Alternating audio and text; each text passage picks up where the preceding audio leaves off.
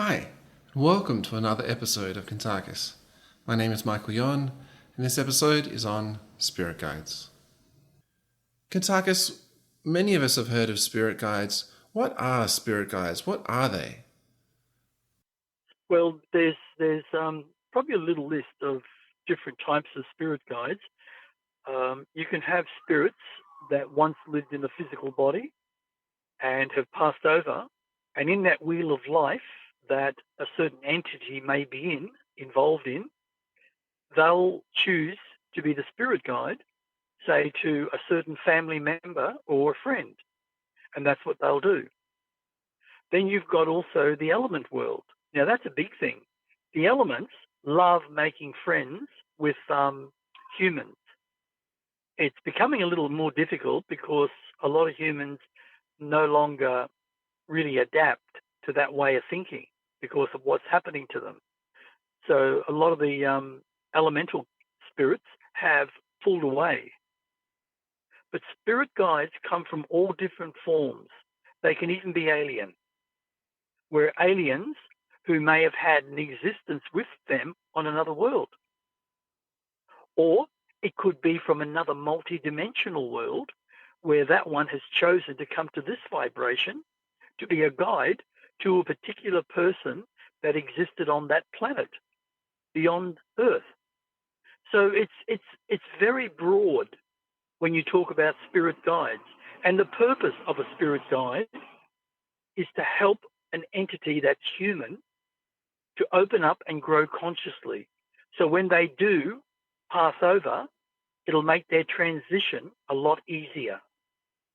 They'll also talk to them in their ear, and they'll pass over certain knowledge, certain things, so they think they're thinking it.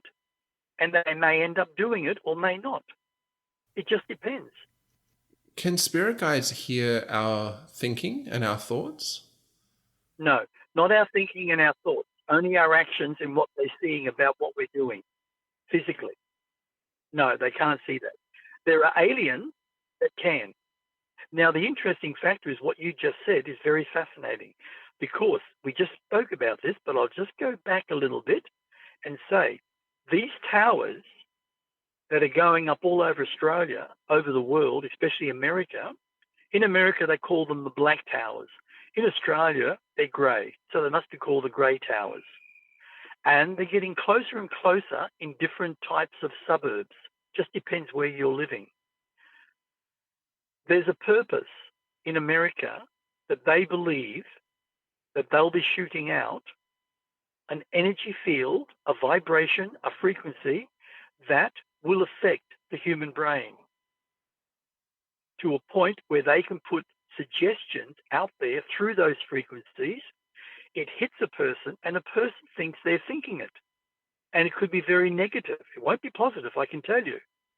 And a lot of those people may end up doing things they would normally never do, which is interesting because it's actually happening around the world on a much lower scale where people are being bashed for no reason by a basher who's never harmed a person in their life, by women who may be a grandmother that suffocate children just recently.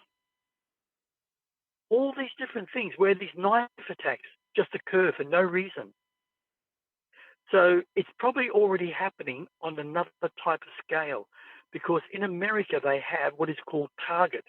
And they're saying that all people worldwide are being or capable of being targeted by putting a frequency into their brain which changes their way of life. Now, spirits communicate in a similar way, but because they're in a fourth dimensional vibration and we're in a third dimensional vibration, they talk into our, say, our brain, and we can pick up that frequency, that tone, and we can react to it in any way that we see fit. But that is the purpose of spirit guides. It's to guide us in a positive way. But yet, there are spirit guides. No, I shouldn't call them spirit guides. There are spirit evil ones who are literally hurting us. It's like if, say, two brothers, right?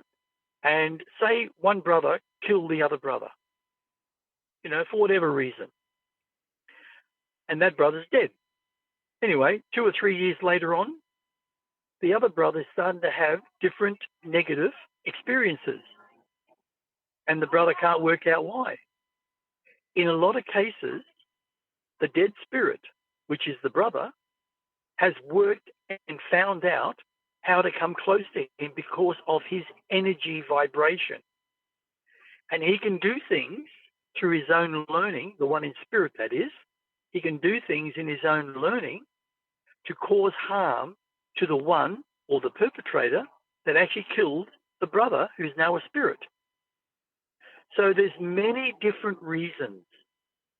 But spirit guides, in the normal fact, are there to help us, to guide us, to make us learn and grow. A lot of the times, mate, we don't listen because most of us don't believe really in spirit. That's the sad part. So their effectiveness is maybe less these days than they used to be. Absolutely, yes. It's becoming a lot less. Do they actually affect our reality in any way physically? They can, yes, absolutely. They can. They can make us go in a complete opposite direction to what we would normally take in our thinking. I've seen it many, many times. I'll give you an example, and I think I might have given you this one, but I'm not sure. I had a so-called friend when I was working for Sony Australia, and we had to come to Sydney. Didn't want to take him, but I was told I had to. And we were doing a presentation and going to certain retail stores. And we stayed in the place called King's Cross, which is not a good place to stay, but there was a place called the Gemini, I think it was called, hotel at the end of the street, which was quite a tall building, probably about, at that time, 13 stories high. We went for a walk, and we end up out of King's Cross after we had dinner. We just went for a walk, and suddenly we're in a really dark neighborhood. Really, like horrible looking place. Grass overgrown, cars sort of wrecked, tires flat, windscreen smashed, a few here and there. And I said to this guy, Chris, I said, we shouldn't be here. This is very negative. He said, no, we're fine, we're fine. He said, come this way, come this way. And I don't know why, but I had a really strange feeling he was setting me up. I don't know why, but I did. And I said, no, you go. And I turned, and he grabbed me by the shoulder, and I literally lifted my hand up and twisted him and pushed him. I said, no. And I went up the other street to the left, which took me back eventually into King's Cross. And I went back to the motel, and I went to my room. And the next day he just sort of glared at me, in a really funny way. Why didn't you come with me? He said, I had a surprise for you. And it really sort of set me back. And I end up talking to my superior at that time. He was the manager who we got on very well. And I told him all about it. And he said to me, I've had a lot of complaints about Chris. And he was sacked, let go of, with a couple of weeks after that. So it happens on all different scales of thinking. Some people, even in the physical world, have come here in the physical body to be a guide to certain people, and that is true. And they might be the wife, they might be the husband, they might be the son, they might be the father, the mother, the brother, the sister, an uncle, a nephew, and they'll help guide you into certain things. So it works on many, many levels, Michael, many levels. And what determines how long one of our spirit guides is around us? How we learn. How we learn. How we learn. If we learn the lesson and the guide only had one lesson to teach us, then the guide will leave and go to somewhere else. A lot of the guides actually don't even go through the light. It's like something transforms within them when they're in spirit world, and they lose all the negative aspects of their existence, and they suddenly realize and say, I want to help Joe. Let's say that's the brother. Or I want to kill Joe. That's my brother who killed me. So it's lessons on all levels of consciousness. So we grow beyond what we are. Well, I guess then that answers my next question. What determines how many spirit guides we have? I guess it's based on how many lessons we have to go through. Lessons. Sometimes we can have one guide, and sometimes we can have 15 guides come through at different times throughout our life. Some guides will stay with us our entire life and help us in many, many ways that could be positive, and some in a bit of a negative way. It just depends on what reality we exist within, negative or positive. And people can learn to consciously speak with their guides? Absolutely. If they learn to listen and they're aware of the tone, you know how sometimes you might be, say, sitting very quietly and suddenly it's like you hear a voice, but you can't hear it, but it's like you do? What that is an actual guide or a spirit. And if we learn to listen, we can adapt to that frequency. And that's the important factor. It's like I've spent a very long time of my human life with meditation and sitting in the stillness of my mind and just listening. And I have heard so many different spirits speaking to me in the past. Now I don't get that many because I don't need it. But I still get them. Sometimes they're alien. Like Attica, for instance. Attica will speak in my mind from where Attica exists. You explain that to me.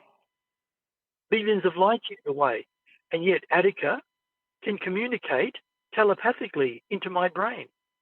And if I answer, Attica will hear it, know it.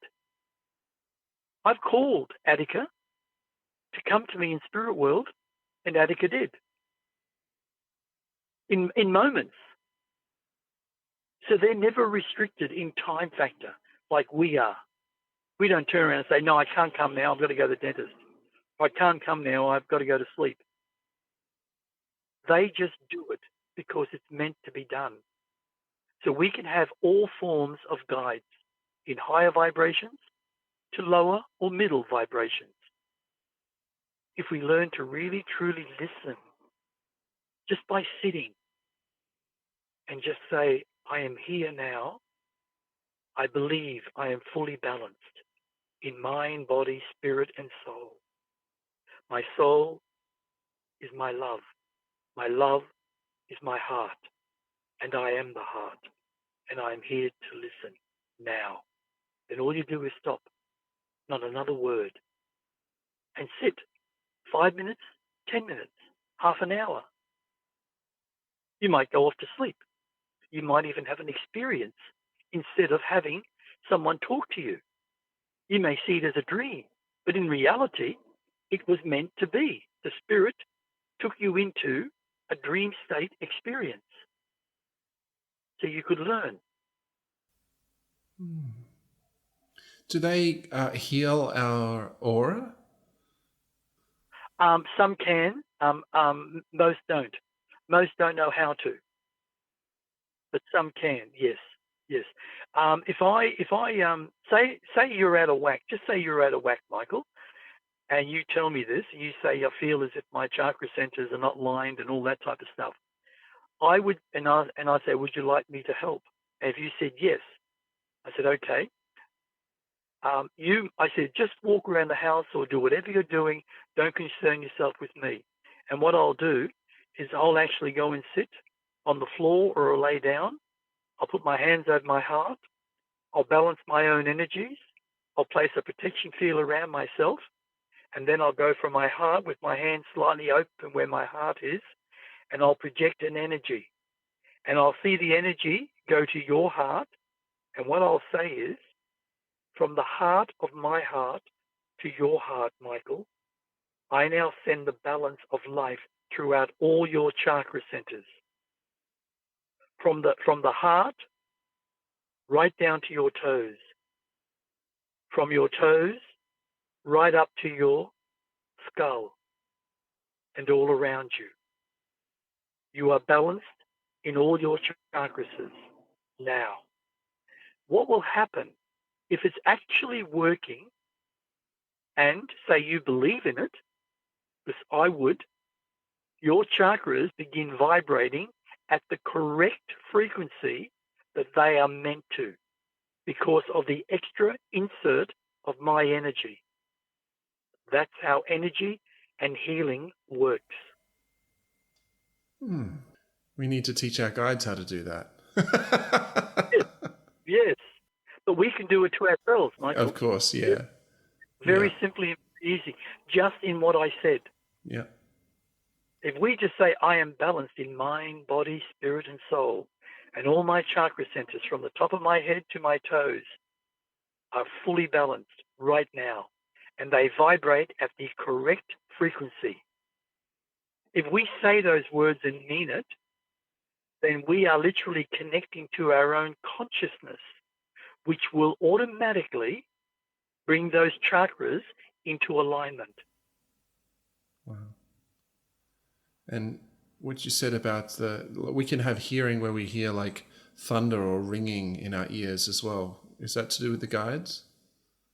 In most situations, yes, it is. Sometimes it's an adjustment in your tone frequency. They might be helping to tune you in so you can listen to the spirit guides, whoever they may be, lower or higher. And that's the best way of doing it. They do it. Suddenly you'll get a sound come through your ear, right? Or both ears, really high pitched. That is a vibration being put upon you to bring you into alignment in your frequency, so you can pick up their frequency much easier. We are brilliant, Michael, as a species in human. Seriously, we really are. But we've been hijacked, and we need to unhijack ourselves from those who want to kill us and believe they are trying to kill us. We only have to look around the world and see what's going on. You know, they're causing all the wars. They've just caused a massive war in India. Pakistanis and the Indians have massive killings over there at the moment. Like, you know, Ukraine, that was caused by the elite criminals. Gaza, that was caused by the elite criminals. Most wars are caused by high, powerful business people, and they make hundreds of billions of dollars, because they've gone beyond just making 2 or 3 million a week. They make now 2 or 3 billion a week off us. And we are the puppets on the end of that stick in the lower end. And we literally work for them. We think we work for ourselves, but we don't. That's why there's taxation departments. So they take all our taxes, and so on and so on and so on.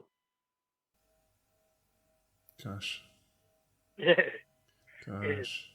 So, what about on other planets? Do other conscious beings also have spirit guides? Absolutely. Even Nakaris, yeah, absolutely, yeah. I had spirit guides, I remember, in my own cellular cells, my own cellular memory, that I used to communicate with different spirits, right? And I know that I communicated with beings that were beyond the vibration that I existed in. It took me a long time to understand that. Right? I mean, Father talks to me, and it's like he's in front of me talking. I can hear his voice, his perfect vibrational voice. Right? Kanag, same thing. Not as good, but with Father, it's perfectly balanced. Yeah, that's amazing. It is amazing, mate. But we don't want to accept that because it's beyond our comprehension in most cases. Sure. Wonder what else I could ask you about spirit guides. Do you have anything else you could share about them? They're wonderful. They're amazing, and they're very helpful, and sometimes they're very abusive. I remember not long ago this one person called John, and he was Misha's father, and he literally, basically, let himself die by being unfit and eating really bad food, and he caused himself a lot of injuries, and eventually he just died. But he had a spirit guide named George, and he worked with George in some big building. Something started with URL or something. It was a big, I think, a big insurance company, and he was one of the accountants there, and so was George. George was a bit higher up. George was a small guy like me, and John, he was a tall, thin guy, and they got on really, really well together. Unfortunately, George died. I believe he had a heart attack and he died. About a year and a half down the track, he decided to be John's spirit guide, and he still was in spirit world. So that's what was chosen. And he helped guide him, but he wouldn't listen. And he wouldn't listen to the things that George was trying to tell him, that he was the problem. And it went right back to when he was only a little boy with his father. And his father was very domineering, always domineering. And he wanted to be a mechanic, but his father wouldn't let him. And he said he's got to be an accountant, just like his father was. And it made his life very miserable. And it changed his whole direction in life, changed his character. He left his family when the kids were only young because he just couldn't be there anymore for particular reasons, which weren't very nice. But the thing is, when he died, there was George standing where his body was in the hospital. He says, "Come on, John." He said, "Your body's dead. Come on." And John was very, very distraught at that time. But the interesting factor about this John guy, I never met him. We just never got together because he was a really heavy smoker. And it doesn't matter where you were, he would want to smoke. So Misha didn't want to be around him either, wouldn't take JC around him because he just wouldn't stop smoking. He smoked right in front of you. And the funny thing is, when George came and took him into spirit world, John listened for a while, but then John became a little bit egotistical and started challenging him. And George was saying to him, "You got to understand, John, you are the problem. You were the problem. You caused so much unrest and unhappiness in your family, and you don't want to admit it because you're too stubborn." And one day, John told him where to go, and George just blew up. He was fed up. He really blew up. And I remember what's it called, George, he came and told me all about it. And George said that, as far as I'm concerned, John, he said, "You can go and get effed." He said, "I've had you. I've had your friendship. No, you're just a very, very stubborn entity," or, like person, he would have said. And George just disappeared, went away, never saw him again. And John was in spirit world for a very long time, and he's still in spirit world because he's not getting any direction, but also he's not learning. So if you don't listen to a good spirit guide because you're too stubborn, well, I suppose your direction in your existence is going to make you very unhappy. I see, yeah. A really annoyed spirit guide. Yeah, very annoyed spirit guide. Now remember, that spirit guide didn't go through the light. He decided to stay there and help John see his faults. But John, being so egotistical and stubborn, no. Sometimes spirit guides say, "No, stuff you, I'm going. I've had enough." And they leave. Well, I think that's probably very common, isn't it? If the person's not getting the lesson, if they're just literally not getting it, maybe they think, "Oh, I might come back later," or not at all. That's right. I'm not saying they're the basic type entities, but they are the basic spirits. You might get another spirit that's more evolved, right? And they might not get upset. And they will just walk away from you, whatever you're saying, and they may be abusing you as a spirit.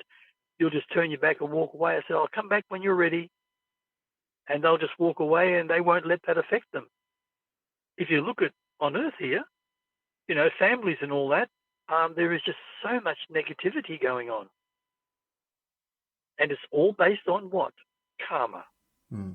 Every single fraction of it is based on karma.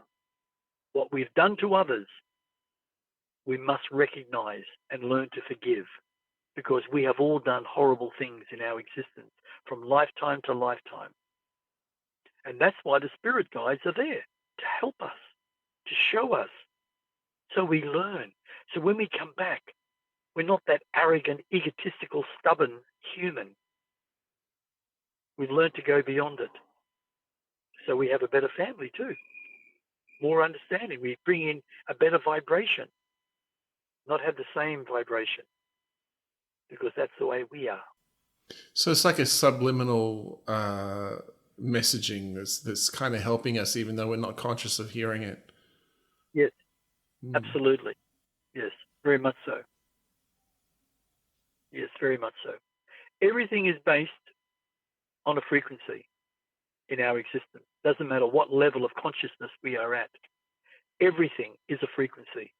There are 100% positive frequencies, and there are also several dozen negative frequencies. And it just depends what frequency we are on. When we begin to understand that we need to learn to listen and accept and go beyond our stubbornness, we then begin to grow consciously. And our frequency increases. We might go, say, from, I don't know, maybe say 30 hertz to 1,000 hertz or 10 hertz or whatever. No one really knows the frequencies. It's very, very hard to define. It is the frequencies is a thing, though. Like with the beings that you have a sense of them because of a kind of frequency type thing, don't you? Just an innate sense. Yes, absolutely. As soon as Attica or Father or whoever is around, I instantly know it's them. Yeah. Kuntarkis, I've never heard you talk of Attica. Would you mind telling us a bit about this being? Oh, Attica? Oh, okay, yeah. Well, I think I did mention it. I don't think I've ever heard you talk of Attica. Oh, okay. Well, Attica is the one. No, I did actually. Attica is the one who is actually a Nipulan, and Attica. Do you mean Ardra? Oh no, not Attica. Sorry, Attica's another one. No, it's Ardra. Thank you so much. Thank you, Ardra. Sorry. No, Ardra is the Nipulan who volunteered to actually help me bring the very negative spirits once they pass over and show me where they are so I can put them in the dome. It's all about balance. What the Nipulans are trying to do is to put away the negative entities that exist on Earth throughout every single century up until this very moment. By doing that and knowing that eventually I will suddenly have the ability, will pop out of me to vaporize them forever. And all their memories, all their experiences, their thoughts will become totally vaporized. And the energy will be purified and returned to the pool of life. Which means that they can't come back at all. Ever. And that's what my goal is. So it's their goal as well. Well, their goal is to wipe out humanity, but they don't know how to cleanse it. They have no idea of spirit. Not really. They don't know. They don't know about the soul. They think the soul is what dies after you die. Oh, you mean the evil ones? They want to... Yeah. Evil ones. But the Nipulans have the same goal as you? They actually want to help in this way? Yes, 100%. Absolutely. Wow. Yes, I didn't know that before, mate. But as I've grown in my own awareness, they have literally opened up the doors more and more. And that's why now Ardra is willing to work with me. And forever how long? Right? So every time an entity passes over, like if Bill Gates suddenly passed over, Ardra would be right at me and say, this is where this one is. And I would take him and put him into the dome. Same with any one of them, like Klaus Schwab, the whole Rothschild family, the whole Rockefeller family. If they all suddenly died in one go, I'd be there, like cherries, and picking them off the tree and throwing them into the dome. Yeah, because that's your thing to do. Whereas they want to support you, but it's not their thing to do. They wouldn't do it themselves. No. No. But they know I want help. I've asked for it many, many times. Please, I need guidance. I need help. I need to know ways of doing this. And that's why I was capable of manifesting the entire Shikani Castle and then the dome.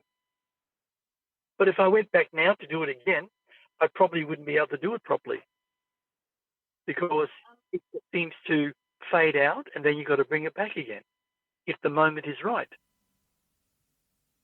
Sure. That's how it works. Have you found out recently whether it is actually them that supported you from decades ago? Yes, they have. Oh, wow. They have supported me without me knowing for a very long time. Wow. Yes, and they've also now the other one called Attica, that is also a Nipulan who came to Misha back on Mount Tambourine all those years ago in 2011, I think it is, right? Or 2012 when I arrived. I'm not sure, because I arrived there in 2012 in October. But Attica is also a Nipulan who came to Misha all those years ago. So it works both ways, and I believe 100% in what Misha tells me and what I express to her. This concludes another episode of Kuntarkis. If you'd like to find out more about Kuntarkis, find his website, which is etcconsciousness.com. He has articles there, he has his books listed there, and also if you have any reason to contact us in general for any reason, just email kuntarkis@gmail.com. That's it for now. Thanks so much for listening. My name is Michael Yon, and stay tuned for more.